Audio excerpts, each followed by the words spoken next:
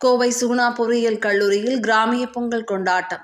தமிழ் பாரம்பரிய கலைகளை நினைவு கூறும் விதமாக சிலம்பம், கபடி, உரியடி, கயிறு இழுத்தல் போன்ற விளையாட்டுகளில் ஆர்வமுடன் கலந்து கொண்டு மாணவர்கள் உற்சாகம்.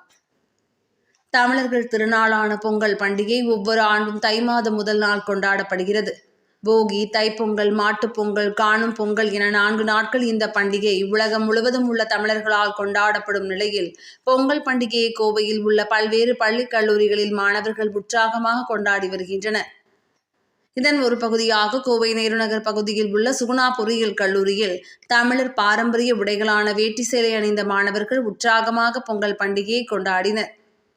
தமிழர் பாரம்பரிய கிராமங்களில் நடைபெறும் பொங்கல் விழாக்களைப் போல் கல்லூரி வளாகத்தில் கோலாகலமாக நடைபெற்ற விழாவில் முன்னதாக agri, CSE, AIDS, ECE, mechanical மற்றும் மெக்கட்ரானிக்ஸ் போன்ற பல்வேறு துறை மாணவர்கள் தனித்தனியே மண்பானையில் பொங்கல் வைத்து மாணவிகள் குலவையிட்டு மகிழ்ந்தனர்.